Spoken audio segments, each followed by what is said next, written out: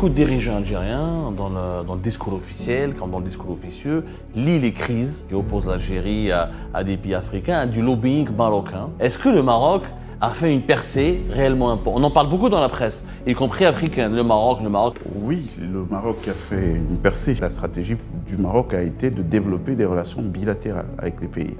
Et la coopération doit bien être portée par des sujets concrets. Dans le cadre du Maroc, ils sont attaqués à l'économique, l'agriculture. On a aujourd'hui tout un pôle bancaire africain, banque assurance. Là où on peut noter un recul de l'Algérie. Peut-être l'Algérie devrait se réveiller, comprendre qu'aujourd'hui les Africains sont des consommateurs aussi. Ils ont besoin d'emploi, ils ont besoin de voitures, ils ont besoin de logements, ils ont besoin de faire du business. Quand vous voyez un peu la percée du Maroc en Afrique, les télécoms, la banque, voilà, on a tel groupe d'intérêt qui vient investir dans tel domaine, ça va générer tel nombre d'emplois directs, tel nombre d'emplois indirects. Vous faites ça, vous avez le cœur de tout le monde. Mais je pense que sur la perception de l'Algérie, c'est pour ça que je crois qu'il y a vraiment quelque chose à faire. Parce que vous voyez, aujourd'hui, le Maroc est perçu comme un hub aérien, avec un vrai maillage sur l'Afrique. L'Algérie a les moyens d'avoir aussi une compagnie Air Algérie. Quel est le pays qui a une perception la plus positive entre l'Algérie et le Maroc en termes d'immigration? Le Maroc. Beaucoup de dirigeants algériens, dans le discours officiel, comme dans le discours officieux, lient les crises ou les épisodes de crise qui opposent l'Algérie à des pays africains, à du lobbying marocain qui serait en train de manœuvrer secrètement dans les coulisses pour, dans le cas de la rivalité, vous connaissez certainement les problématiques de la rivalité algéro-marocaine, les sources du conflit, le Sahara occidental, les problèmes. Ce sont deux pays complètement différents, qui ont deux lignes de politique totalement différentes. Est-ce que le Maroc a fait une percée réellement importante? On en parle beaucoup dans la presse, y compris africaine. Le Maroc. Est-ce que le Maroc est vraiment devenu un acteur influent sur la scène africaine? Est-ce que réellement il a pu déstabiliser ou bousculer un peu l'Algérie qui avait l'habitude d'être considérée elle-même comme une des 4 plus importantes puissances africaines avec le Nigeria, l'Égypte et l'Afrique du Sud? Oui, le Maroc a fait une percée et ça peut s'expliquer de manière... quand on convoque l'histoire. On se souvient qu'en 1984, quand le Maroc décide de claquer la porte de l'Union africaine, c'était l'OUA à l'époque, c'est motivé par quoi? C'est motivé par cette querelle territoriale et l'histoire du Sahara occidental que tu as bien fait de rappeler tout à l'heure. Et donc, c'est un pays qui est parti sur 33 ans d'isolement.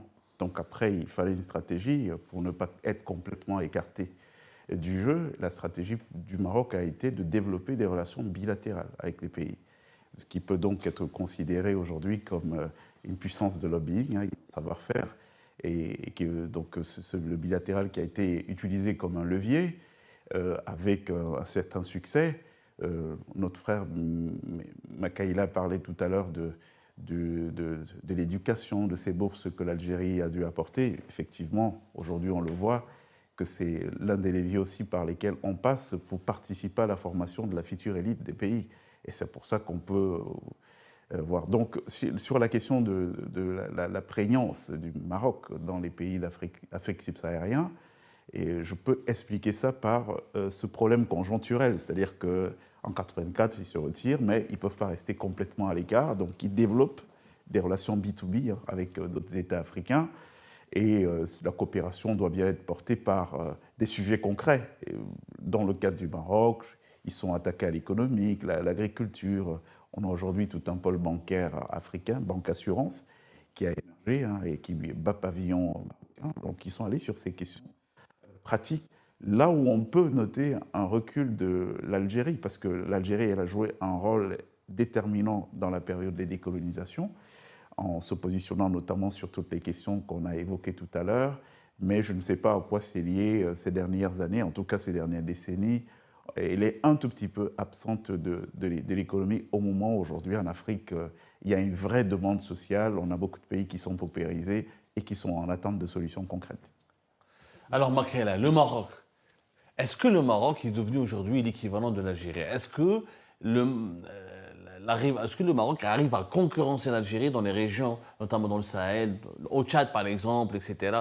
Est-ce que les Africains commencent à devenir plus pro-marocains que pro-algériens? Est-ce que c'est une réalité ou c'est un fantasme qui est propagé par certains médias? Non, mais effectivement, Abdou, le Maroc développe un soft power qui, effectivement, essaie d'envahir l'Afrique, le sud Sahara, l'Afrique au sud Sahara, et qui est devant, je ne sais pas, je peux expliquer un peu de retard par rapport aux Algériens. Quand on voit un peu, quand toi tu as été à Dakar avec moi, quand tu vois la présence, effectivement, l'avenue Mohamed V ou Mohamed VI à Dakar, quand tu vois un peu la présence des Marocains à Abidjan, etc., montre effectivement qu'ils ont commencé à prendre de l'avance sur l'Algérie. Alors qu'on a l'impression que l'Algérie, dans les années 60, était quand même beaucoup plutôt présente par des moyens financiers, par une présence diplomatique et politique. Mais ces derniers temps, on a l'impression que, soit pour une stratégie locale propre aux Algériens qui ont voulu pas du tout être présents sur le continent africain, notamment de l'Afrique centrale jusqu'au Sahel, ou bien c'est une stratégie de voir comment les Marocains vont pénétrer le marché africain. Et c'est ce à quoi nous assistons. Mais toujours est-il que moi, j'ai remarqué, que ce soit en Djamena, à Bamako, à Dakar ou un peu partout, la présence de l'ambassade algérienne ou bien des ambassades algériennes et des investisseurs algériens existe, mais de moindres poids par rapport aux Marocains. Et là, c'est ce que nous avons toujours tendance à demander effectivement à l'Algérie, pourquoi ces reculs par rapport au Maroc. Est-ce que le Maroc a changé une stratégie beaucoup plus agressive, diplomatiquement parlant, pour envahir, pour effectivement être plus dominant sur le terrain, ou bien c'est un choix que l'Algérie lui-même... Ça, je pense qu'il y a une question qui mérite d'être posée plutôt au ministre algérien des Affaires étrangères, qui a un observateur comme nous autres. Mais toujours est-il que nous avons constaté depuis un certain temps une présence massive du Maroc en termes diplomatiques, mais cela n'exclut pas que l'Algérie aussi a son rôle à jouer sur le continent africain, parce qu'en fait, elle a des rapports assez historiques avec les. Justement, Morgan, est-ce que c'est pas le business qui explique tout? Est-ce que c'est pas l'Algérie peut-être? Moi, c'est ce que je dis dans mes critiques souvent dans mes émissions. Je dis que nos dirigeants croient que les Africains n'ont besoin que de slogans politiques. Est-ce que peut-être l'Algérie devrait se réveiller et comprendre qu'aujourd'hui les Africains sont des consommateurs aussi, ils ont besoin d'emploi, ils ont besoin de voitures, ils ont besoin de logements, ils ont besoin de faire du business, et qu'on ne parle pas assez business aux Africains, et que les pays qui ne parlent pas assez business aux Africains commencent à désintéresser ou commencent à repousser les Africains. Parce que les Africains aujourd'hui s'intéressent beaucoup au business. C'est une vérité ou pas ce que je dis? Oui, moi je vais être très bref d'ailleurs dans la réponse de cette question. Makaïla en parlait tout à l'heure. Tout le monde s'accorde sur l'excellence de la diplomatie algérienne. Hein. Ils sont comptés, les diplomates algériens, comme étant les meilleurs dans le monde. La seule problématique, c'est qu'ils se sont contentés de faire de la diplomatie sur les questions géopolitiques, mais je crois qu'il y a autre chose que l'Algérie peut embrasser désormais, c'est la diplomatie économique, en tout cas une diplomatie économique très offensive. C'est-à-dire, qu'est-ce que ça veut dire dans la diplomatie économique? Explique-nous, Morgan, donne-nous des exemples. Alors, je vous ai parlé tout à l'heure, je vous disais que quand vous voyez un peu la percée du Maroc en Afrique, les télécoms, la banque, tous les domaines concrets qui voient des investissements directs. L'Algérie, c'est un pays très riche, tout le monde le sait. Et aujourd'hui, se dire qu'ils ont une richesse, ils ont des vrais savoir-faire qui peuvent être exportés en Afrique subsaharienne, mais ce n'est pas fait, ça peut paraître comme un désintérêt. Donc, effectivement, l'Afrique d'aujourd'hui, c'est une Afrique où il y a une grosse demande parce qu'on est confronté à des défis démographiques. Je prends un pays comme le Cameroun, dans les années 80, on était à peine 5 millions. Là, on est 30 millions. Et sur 30 millions de population, vous avez 1% qui a droit à un salaire tous les mois.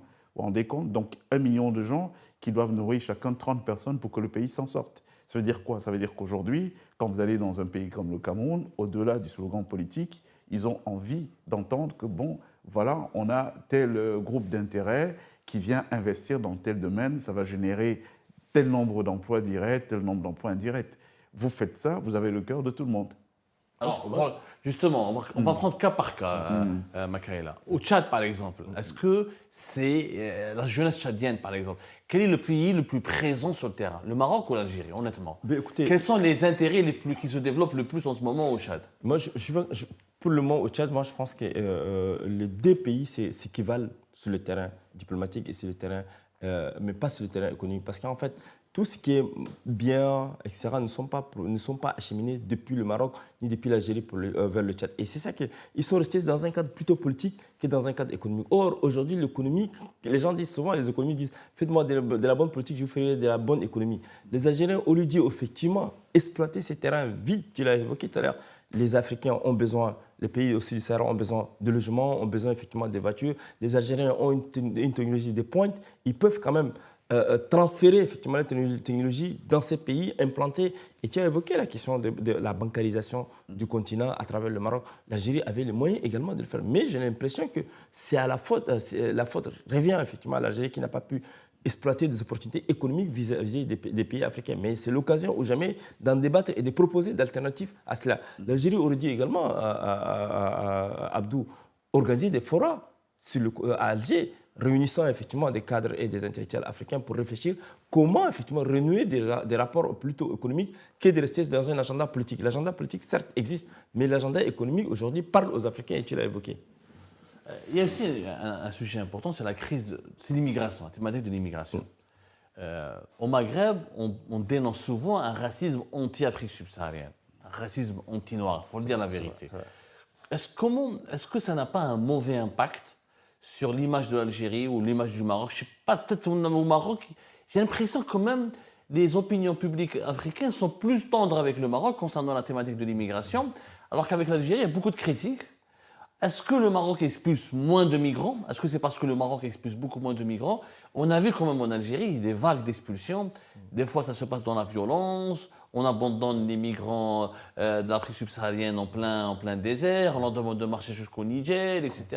Est-ce que ce mauvais accueil en Tunisie, il y a de cela une année ou deux, le président tunisien, Kais Saïd, il a carrément eu un discours d'un racisme incroyable. Il a dit que je ne veux pas, que la composition démographique de la Tunisie change, etc.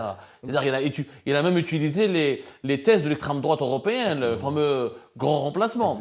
Est-ce que ce Maghreb-là, qui nargue un petit peu l'Afrique subsaharienne, qui des fois la renvoie toujours avec un discours de haine, un discours de racisme, de xénophobie, est-ce que ce n'est pas une erreur stratégique, ça aussi, qui aggrave le fossé des incompréhensions entre les pays maghrébins, notamment l'Algérie et les pays de l'Afrique subsaharienne?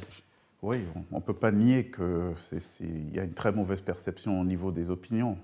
Et nous sommes en politique. En politique, l'important n'est pas la réalité. La politique, l'important, c'est la perception que les gens ont des réalités. C'est très mal vécu, sachant que le problème de l'immigration clandestine obéit d'abord à un drame social que vivent des populations, un drame humain, social. Vous avez des gens, c'est pas de gaieté de cœur qu'on quitte son pays, qu'on va braver la mer, alors parfois on ne sait même pas nager, on n'a jamais nagé dans une piscine, qu'on affronte le désert, qu'on connaissait que dans les livres d'histoire. Si les gens font ça, c'est bien parce qu'ils sont désespérés. Et donc de savoir, pour les familles qui fondent parfois des espoirs sur des parcours comme ceux-là, qu'aux portes de l'Europe, ils sont rembarrés, peut-être violemment, les gens meurent, effectivement que ça ne contribue pas à améliorer le soft power. On est d'accord à ce niveau. Mais je pense que sur la perception de l'Algérie, c'est pour ça que je crois qu'il y a vraiment quelque chose à faire. Parce que, vous voyez, aujourd'hui, le Maroc est perçu comme un hub aérien, avec un vrai maillage sur l'Afrique. L'Algérie a les moyens d'avoir aussi une compagnie Air Algérie, vraiment densifiée avec une vraie flotte, faisant aussi d'Alger le carrefour qu'il était hier. Parce qu'Alger était un véritable carrefour hier. Si les Mandela quittaient l'Afrique du Sud pour venir à Alger, ils sont nombreux, des gens qu'on peut citer comme ça, c'est bien parce que c'est un lieu. Mais tout ça peut être porté aussi par des éléments de souveraineté. Je parle de compagnie aérienne, faire d'Alger la capitale par laquelle on transite pour aller un peu partout. Même Kadhafi avait réussi à le faire avec Afriquia, à l'époque, en faisant des billets d'avion très accessibles, très démocratisés. Donc effectivement, il y a ça. Sur la perception, je suis d'accord avec vous que ça ne plaide pas beaucoup dans l'amélioration de la perception que les Africains peuvent avoir. Mais on est moins condamnant. Quel est le pays qui a une perception la plus positive entre l'Algérie et le Maroc en termes d'immigration? Le Maroc. Le Maroc, il est mieux perçu parce qu'il est considéré comme plus accueillant que l'Algérie en termes au niveau des opinions, oui. Au niveau des opinions, le Maroc. La preuve, vous verrez beaucoup de démarches d'immigration, des démarches migratoires de subsahariens vers le Maroc. Ce qui est pas le... Moi, je rencontre rarement des gens qui me disent, bon, le Maroc, la Tunisie, mais je rencontre rarement des gens qui disent, bon, je quitte l'Afrique, je vais en Algérie, c'est un peu rare. Vous trouverez beaucoup plus des profils d'étudiants, par exemple, hein, qui sont concentrés dans la région, en Kabylie, là-bas. Et puis, oui, le reste du temps, vous entendrez beaucoup parler du Maroc et puis de la Tunisie. Est-ce que Makaël, est-ce que tu es d'accord? Est-ce qu'au niveau de la problématique de l'immigration, de l'accueil ou de la persécution, de mauvais accueil, des mauvais traitements, bon, la Libye, elle est à part. Le Tchad connaît bien la Libye. La Libye est devenue un enfer pour les migrants subsahariens. On parle de cas d'esclavage, on parle de cas de traite carrément des êtres humains, etc. Mais entre l'Algérie et le Maroc, est-ce qu'il y a une perception plus positive à l'égard de l'Algérie ou plutôt à l'égard du Maroc? Mais Abdou, moi j'apprécie effectivement que tu aies soulevé cette question problématique qui est l'immigration irrégulière qui fait effectivement débat et qui lie effectivement l'Europe, le pays au sud du Sahara et avec le point de passage qui est le Maghreb. Et que le Maghreb est devenu un passage obligé pour ces migrants qui fuient effectivement la guerre civile, qui fuient le conflit politique. Et l'Algérie qui est un point de passage, et tu l'as évoqué tout à l'heure. Le fait de jeter des migrants au Sahara a milité en défaveur effectivement de l'image de l'Algérie et de sa réputation diplomatique, bien que nous autres qui sommes très lucides. Et je voudrais vous surprendre. Récemment, j'étais avec un Algérien qui me déposait à Paris. Il me dit effectivement, lui, il a employé à Alger, enfin, c'est pas Alger, autour d'Alger, des migrants avec lesquels il les a employés. Il les traite bien.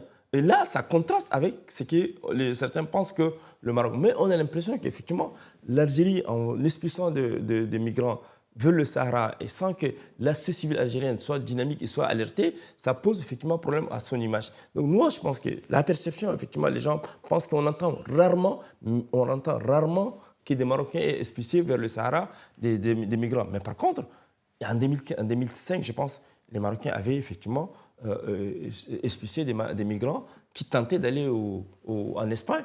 Mais ça fait effectivement un tollé au niveau de l'Afrique. Et peut-être cela a été très mal perçu par les Africains. Et ça a permis aux Marocains de changer leur méthode d'accueil ou bien de laisser passer les migrants vers l'Europe. Maintenant, je pense que ces débats qui nous réunissent aujourd'hui permettent effectivement aux Algériens et à la diplomatie algérienne de réapproprier effectivement cette problématique et de faire en sorte que l'accueil et l'amélioration des personnes migrantes doit être quand même une des causes qui doivent être quand même modifiées, améliorées pour permettre effectivement de soigner l'image de l'Algérie. Et tu l'as évoqué, effectivement, j'ai vécu en Tunisie. Effectivement, la Tunisie, à travers Kais Saïd, elle nous a surpris. Et vous savez très bien que le nom même de l'Afrique, la Tunisie portait même le nom de l'Afrique, Ifriqiya. Ifriqiya, en fait, c'est à partir de la Tunisie qu'on a donné le nom à l'Afrique. Donc, les Africains, quand ils sont en Tunisie, ils doivent se sentir chez eux. Mais on a l'impression que les nouvelles autorités tunisiennes n'ont pas quand même fait preuve de bon sens en accueillant des migrants. Maintenant, pour revenir sur la question algérienne, je pense que l'Algérie a encore une chance parce qu'en fait, ces derniers temps, on a constaté que les expulsions ont diminué entre l'Algérie et le Sahara au nord, effectivement, au nord du Niger et au nord du Mali. Et donc, c'est dû au fait, effectivement, à ces travaux de sensibilisation des médias et de la société civile qui essaient de faire comprendre, effectivement, à la politique algérienne sur la question migratoire qu'il faut absolument que l'accueil doit être amélioré et que les conditions, effectivement, de transit soient des conditions humaines. Et ben voilà les amis, c'est la fin de cette vidéo. Je vous remercie comme d'habitude pour avoir suivi jusqu'à la fin. N'oubliez pas de nous laisser vos commentaires et vos réactions sur le sujet de cette vidéo et de vous abonner à la chaîne si vous n'êtes pas encore abonné. Donc voilà, je vous remercie encore une fois pour votre soutien et pour les discussions que vous menez dans la section des commentaires. C'est vraiment très intéressant. Et je tiens surtout à vous demander juste de respecter un petit peu le cadre des discussions et de ne pas verser dans l'animosité, et dans l'insulte ou dans la calomnie. Donc voilà, merci beaucoup et à la prochaine dans une nouvelle vidéo. Au revoir.